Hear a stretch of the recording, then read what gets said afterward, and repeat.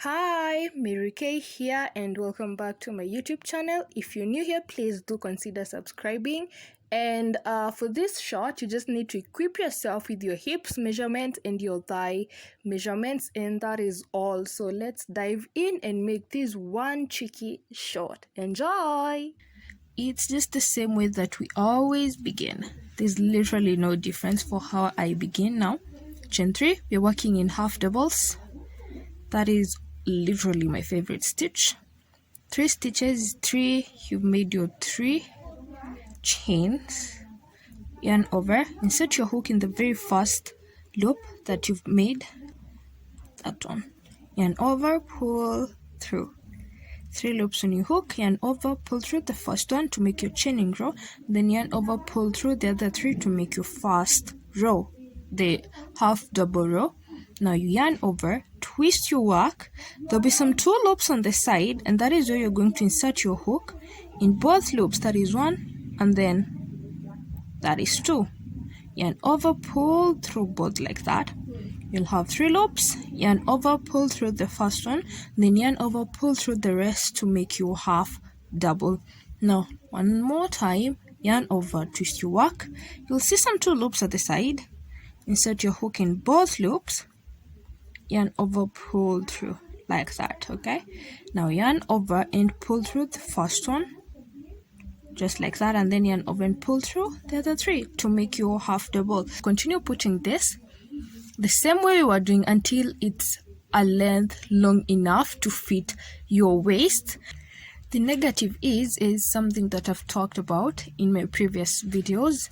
Now my hip size, hip size 36, but that does not mean that I'm going to do my waist length, my hip length to be exactly 36. It's going to be too big because we're forgetting one thing, that this is something that really stretches. Now I have done 29 inches. Now most oftenly I find that when I stretch my project, I tend to be taking out either 7 inches or 8 inches. Now you stretch your project until it gets to the size that you need, because we do not want it being baggy. As much as you're going to put a drawstring, we need it to fit perfectly. So mine stretched from here to here. Now make sure that the number of stitches you have are it's an odd number. Okay, now this is my 124th. I need to put my 125th, which I'll be attaching with I'll be attaching it around. Now you're going to yarn over the same thing, insert your hook in those 2 loops, yarn over, pull through. You're going to pull through the first one as always, but now here this is where we're changing it a bit. You're going to yarn over and pull through the first 2. In the top down sweater tutorial, this is the way I always attach because I find it neater. You work like this, right? This is where your hook is. You're going to hold it down this way, and then you're going to follow this when it's like that. Now when you have that, you'll know that it's on the right path. I'm having trouble focusing. Now with those 2 loops, you're going to insert your hook in that very first loop, that one, like that, in both loops. Then you're going to yarn over and pull through everything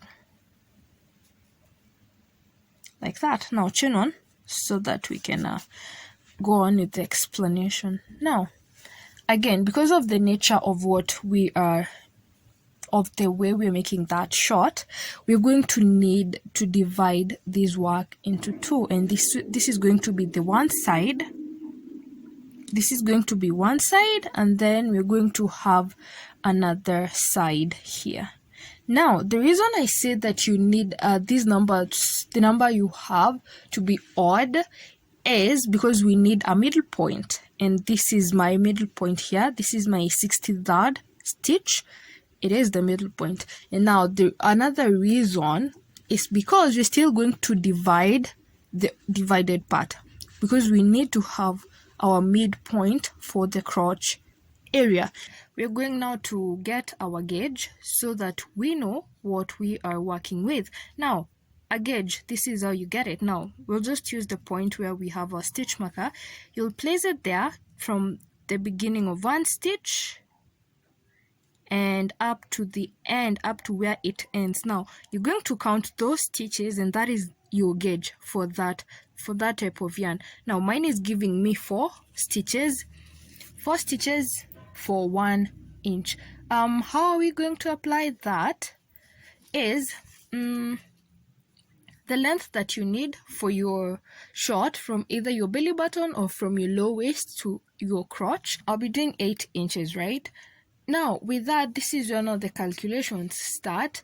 With the curve that we'll be making at the sides of our short, we'll be decreasing in every other row. Not every row, but every other row, which means now in my 8 stitches, I'll have made a decrease of 4 inches, and then the other 4 inches will be the normal rows, because row 1 will be a decreased row, and then row 2 will be a normal row. Now, if I am doing 8 inches, meaning 4 inches, 4 inches. Now, with those 4 inches, because we don't want it to be too much revealing, or if you want that, then you're going to do less. Now, the 4 inches that will be decreasing is the 4 inches I'm going to curve in with on the inside. Now, that curve that we are talking about now, we have 4 inches that you're going to do right now. If 1 inch is equals to 4 stitches, or about 4 inches, now that is 4 times 4, we get 16. Now, the shortest version is in my 63 panel, let's say the back panel, I will be adding 32 more stitches. Now, in those 32 more stitches, I will divide them to one side to my left side and my right side. Now, let's do that. Now, before determining the midpoint, so that we don't struggle with that, the first thing that you're going to do is add the 16 extra inches that we are adding on the left side and the right side, and in both the front and the back panel. Now, instead of cutting and attaching our yarn somewhere else, we are going to count the number of stitches that you need from here to determine the next side point, which is going to allow us to get our new side point, and that we will be able to determine our midpoint. Now, go ahead and count from here to where you want to the number that you need. Now, before that, this is going to be the point where we begin with on our side portion. Now, it's going to take the one color that we are attaching, so just insert it somewhere like that. Just secure it.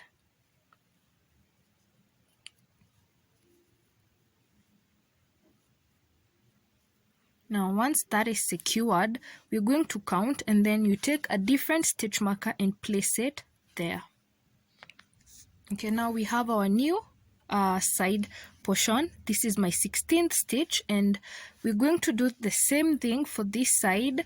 We're going now to count and ensure that we have 63, and where we get our 63rd stitch, or the mid section, the midpoint that you had for the number that you did and then divided by 2, that is where you're going to take out this stitch marker and put it here. Or, because we've added 16 stitches on this side, we're going to count from here to where our 16th stitch is getting us to, and that is where you're going to take this stitch marker off and put it here. Now, we have our new side points, this side and this side. Okay, this is where we're going to start our front panel in this beige color of our stitch marker. This is where we're going to start our first panel. Now, you're going to come from here, right, to go all the way in circular motion, all the way. We get to this point. When we get to our 63rd stitch, this is the side section, then you're going to need to add 16 more. So what you need to do is count from here, add up 16, and where you get your 16, you're going to take the same color stitch marker, like the one you did, like this one, and then put it on your 16th stitch here. we are done with our front panel, and this is how it should be. Now this is what we were working on. You see, this is the front panel. Like I said, this is how I'm wearing mine. These are the okay, see, we are starting here, this point. This is where we put our first stitch marker, the beige stitch marker. We put it here. We'll be working in a circular motion, and then we put our second stitch marker, the beige one, here. Now you see that is what I was talking about. This curve, this is the extra 16 inches, and this is the other extra 16 inches. Now that is saying the first 63 that we had from this panel up to our side section, where we have our stitch markers here, plus 16 on this side, plus 16 on the other side. That is what I was talking about. Now let's deal with the back panel. We have already done the front. Now the back panel, because you are working from here this way, that means that the back panel will be working from here this way, but the only difference that is that it will be under the other panel, but we're going to do that later. So what you're going to do, from the side section, you're going to count 16 more stitches, and then take a different color yarn or a different color stitch marker and put it to where your 16 stitches end from your side section. And this should be automatic, but it should correspond where the other beige stitch marker is for me, and this is my black stitch marker. Now from this side to the left side, you're going to do the same. From your side section, you're going to count an extra 16 stitches, which should correspond this stitch marker. And now go ahead, count your 16 and put your next stitch marker. Now the beige stitch marker for me represent the front panel. The black stitch marker for me represent the back panel. Now what is left, we have our side sections, right? We have our 63 stitches for the front panel and the back panel. What you do with that, you're going to divide that into two and grab now maybe a different color stitch marker, so that you can place to the side, to the midpoint, so that you don't struggle when we'll be finding our crotch area when that time comes. Now go ahead and divide that. I'll be putting my stitch marker at the 32nd stitch in the front panel and the 32nd stitch in the back panel. Now that we have all these many stitch markers, what you're going to do is start on our project, and I promise it's going to get easier the moment we put our first row, because when we put our first row, we're going to get rid of our stitch markers and we'll be left with just the back panel stitch markers. Now we can start by getting rid of this first stitch marker of where our yarn is attached. We're working in rows of half doubles, and so you can get rid of this one. Now you yarn over how we'll be working. We're not working in both loops, and we're not working in the back loop. We are working in the loop closest to you, the loop that is next to your thumb. That is where you're going to put your half double. You'll be scooping it like that. That is how you're working. You scoop it up and then put your half double like that. Your first half double, yarn over, and then you still scoop the loop closest to your thumb. That is the loop you're using. The loop farthest from you, the one next to your pointing finger, that is not the one that you're using. It's the loop closest to your thumb. Please keep that in mind. Now continue putting your half doubles using that loop closest to you until you get to where you put your other color stitch marker, the black one.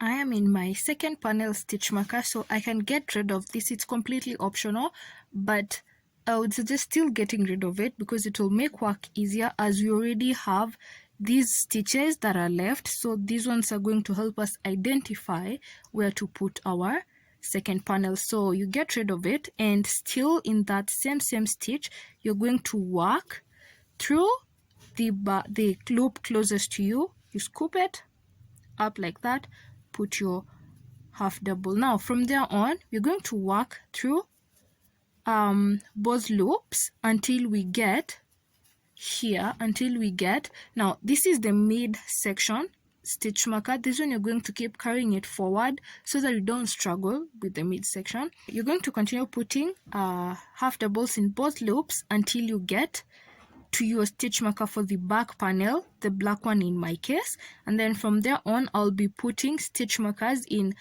the loop closest to me until I get to the end, which is where I'm going to meet you here. Still, you're going to do in that loop closest to your thumb, not your pointing finger, but to your thumb, this one. You're going to put in your last half double. Now to turn, chain 2, 1, 2. Now from here onwards, we're not going to be working in any one side loop or anything. Now this row, the first row that we've done, we had no increase, which means in the next row that you're going to do, there will be an increase. Now we'll be making an invisible decrease. You yarn over, insert your hook in the back loop only, and then insert your hook in the other back loop. Yarn over, pull through those two back loops, and then yarn over and pull through to make your half double, and then yarn over and make sure you don't go back through those two that you've decreased, and then just continue with your half doubles in both loops. Simple as that. That is your first decrease, and I'll meet you at the other side to make our decrease. You're going to stop 2 loops away from the end. You yarn over, put your loop in the back loop only, and then manipulate your hook in this last stitch because it's at the end. You're going to manipulate this one and then put in through both loops like that. Then yarn over, pull through that, then pull through the one back loop. Then you'll have 3 loops on your hook. Yarn over and pull through all of them to make your half double, chain 2. Now, like I said, we'll be making decreases in every other row. Now, the first row that we did had no decrease. Then the second row had a decrease, the one that we've just finished, which means that the third row will have no decrease. This is now what we'll be calling a normal row. Okay, which means now the fourth row will have a decrease, the fifth row will not have a decrease. Now go ahead and do your normal row with no decrease. Gentle reminder, you're going to keep pushing this one to the next row until we get to where we'll need to use this midpoint. I am done with my first panel. I have my 8 inches. As I said, I'll be doing 8. There you go. Now what you're going to do on this side where you've ended, ensure you know whether you ended on, whether you decreased or increased or what happened when you were there. So what you'll do, you're just going to cut your yarn and leave just a little piece of thread. Now once you cut, we're going to attach it to the other side. So flip your work to the side that you're going to need to be working, where we left the loops. Now we'll be working with our project when it's facing that. So this is where I've inserted my hook, like that. At that tip, we'll be going in like this, like that. That is how we'll be going in, like that. Now you're going to insert your hook in that very first one, that one, right, like that. Then you leave a strand, a long strand of yarn that you're going to weave in later or just hide.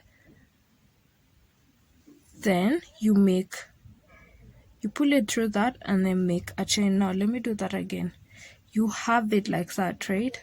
You're going to hold it down to your project, and then once you've held it down properly, you'll insert your hook and then pull it like that, and then chain 1,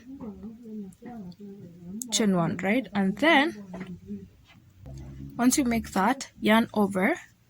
With this one, we're going to be hiding this piece of thread, or you can weave it in later, sorry. So you yarn over and then put your first half double like that. You're going to be careful not to stretch these loops too much. You yarn over again. While you're hiding this, you scoop that one loop like that and make your second half double, and then you're going to continue doing that. I'll meet you here. When you get here, you're going to yarn over till the waistline, and then continue putting your half doubles in both loops like that, and you just continue like that. So you're going to need to keep counting so that some loose loops like this do not mislead you. Now I've counted mine and I have to go in the back one, the one that we were scooping. Please ignore the background noise. You scoop it like that as we were doing the other one, and continue putting your half double. Nothing really changes, you just continue scooping. I'll meet you at this point where you put your last overlapping. Oh, it's unfocused. I'll meet you here where you're going to put your last overlapping row stitch. Now let me just remind you on how we make our decreases, the invisible decreases. Right now, chain 2 to turn. You're going to insert your hook in the back loop, the first back loop, and then in the next stitch still in the back loop, yarn over, pull through those 2 back loops, and then you're going to have your 3 loops remaining, yarn over, pull through to make your first half double. Now you're going to continue making your normal half doubles in both loops, and be careful to not go back in to the decrease that you just made. Now you're going to continue doing that, and I'll meet you here so that I can remind you on how to end with a decrease. You're going to stop 2 loops away from the end. Now I have 3. I'll put my last half double here. Now since I have 2 remaining and I need now to make that decrease of mine, you'll yarn over, insert your hook in the back loop, in that first stitch, and then in the last stitch you're going to manipulate your hook so that it goes through both loops, since that is the last stitch and we needed to hold properly. Now yarn over, pull through the last stitch and then the back loop that you made, and then you're going to have 3 loops in your hook, yarn over and pull through that. Now chain 2, turn your work, and this next row is going to be a normal row. Now nothing is really going to change from what we were doing. You're going to continue working the same way that you worked on the other piece. It's all going to make sense once you're able to once you're done with this, with the second flap, and then we can start joining. We can start joining our crotch. Both panels are complete like that. Now we're going to be working on the crotch area. Now before I get to the mathematics part of it, so that instead of just telling you how many inches how many chains you're going to make for the crotch, I'm going to tell you how to, how to figure out how many you should do for every size that you want to do. Now go ahead and continue. Okay, I ended on the normal row, which means that my next row is going to be a decrease row. Okay, one more thing. This is the second panel we are working on, and it should be as equal to the other one. Now I ended on a normal row, and I also ended on a normal row with the other one, and the same amount of rows and the same amount of rows. Now go ahead and start your decrease row. You decrease up, make your first decrease, and then continue, and I'll meet you here at our stitch marker. Remove your stitch marker and then put your last stitch there. Right, you have that. Now we're not going to be making normal chains, but before that I would want you to understand one thing. This is my hip measurements are 36, which is what we did our waistline with. Now when you say 36 divided by 2, you're going to get 18, right? Now when I do my thigh measurements, I happen to have 20 inches. I had like 21, but I don't like working with odd numbers, so because I'm not that bright with mathematics, so I rounded it off to 20 inches, right? Now, when you say 20 minus 18, you're going to get a difference of 2 inches. That is in one thigh. And then the other thigh, there's still a difference of 2 inches, or in short, one thigh is 20 inches, the other thigh is 20 inches, right? My hip, that is 20 plus 20, 40. My hips measurement, that is 36. So you're going to say 40 minus 36. You're going to get 4 inches, right? Now, 4 inches, when we did our gauge at the beginning, my yarn provided me with, for 1 inch, I got 4 stitches. Now, 1 inch, if 1 inch is equal to 4 stitches, what about 4 inches, the inches that we've gotten by subtracting our thigh measurements and our hip measurements? So it's 4 times 4 divided by over 1, right? And that is 16, which means that you're going to be doing 16 stitches, right? Now, I hope you've understood that mathing, because now this is how we're going to be doing. Again, we're not going to be making normal chains. You're going to do this, yarn over, turn your work. You're going to see some 2 loops that are there after you put your last half double. You're going to insert your hook in those both loops like that. Yarn over and pull through. Yarn over, pull through the first one, then yarn over and pull through the other 3. That counts as your first half double. Now you're going to keep repeating the same thing, that how we made our waistline, that is the same way you're going to continue. Now yarn over, some 2 loops on the side, insert your hook, yarn over, pull through the first one, and then yarn over and pull through the rest. Now what you're going to do, you're going to continue putting, if your measurements need you to do 16, then continue doing that. Now I've told you on how to do your divisions, your mathematics. Now go ahead and do that, and then put the number of stitches that you need, and I'll meet you here so that you can connect. Now to connect, I've already made my 16. I hope you have the number that you need. Now you're going to yarn over, insert in those 2 loops, yarn over and pull through just the first one. Alright, now go to the other side where you have your stitch marker and position it like this, in a way that you're going to be able to work in. Remove this stitch marker and make sure you don't forget where you are at. Now when it's like that, you're just going to insert your hook with these 3 loops on it. You're just going to insert your hook there, yarn over and pull through those 3 like that.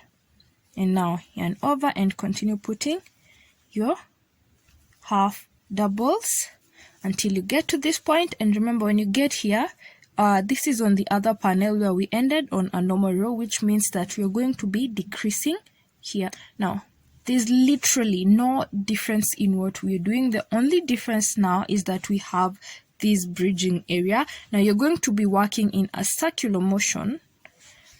You're going to be working in a circular motion from here all the way like this up to this other end.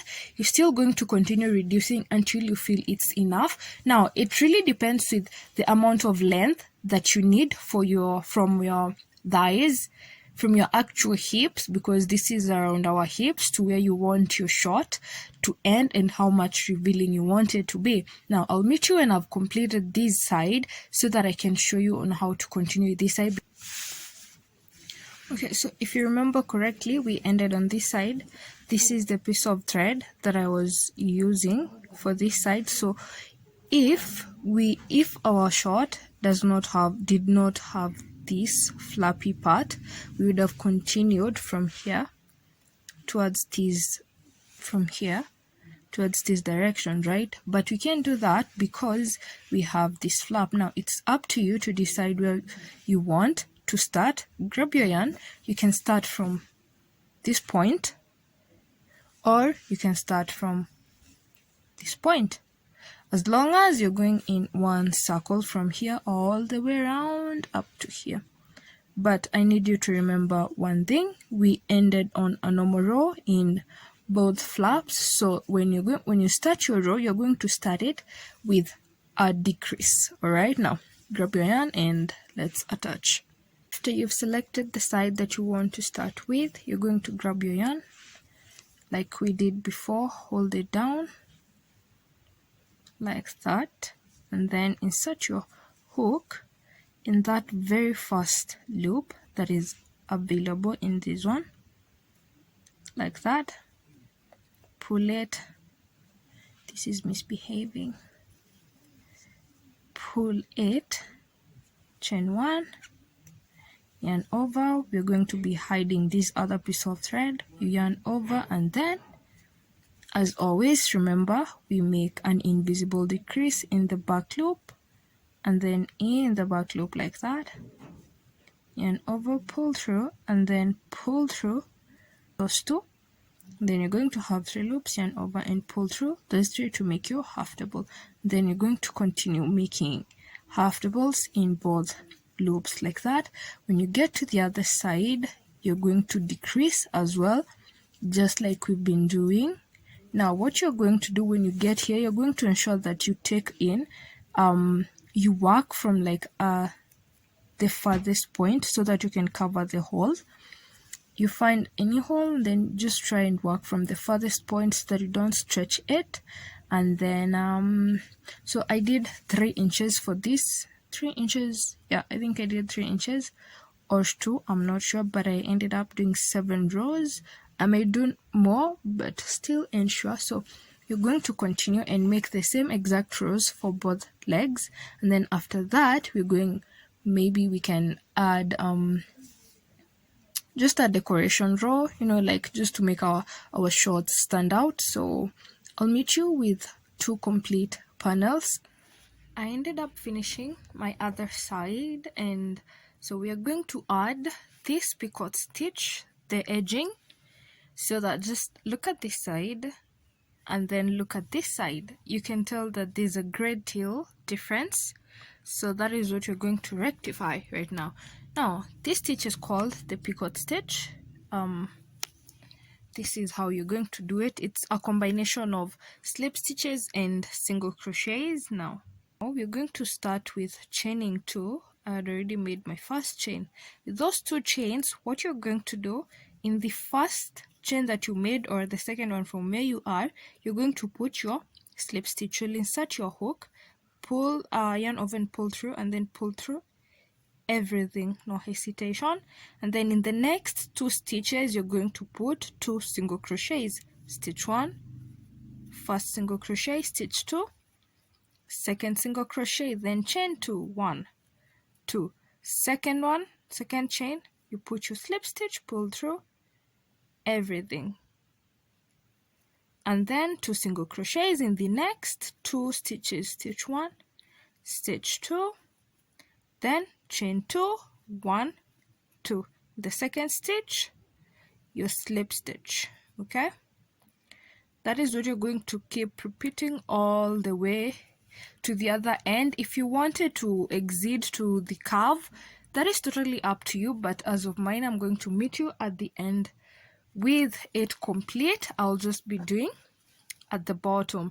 This is the final product with the picot stitch at the end, and just look at how lovely it really came out. So I absolutely love how this short got to come out. And if you enjoyed, please do not forget to like, share, and maybe subscribe. It's all free, and all your comments really do make my day. So thank you for stopping by, and have a lovely rest of your week. Bye.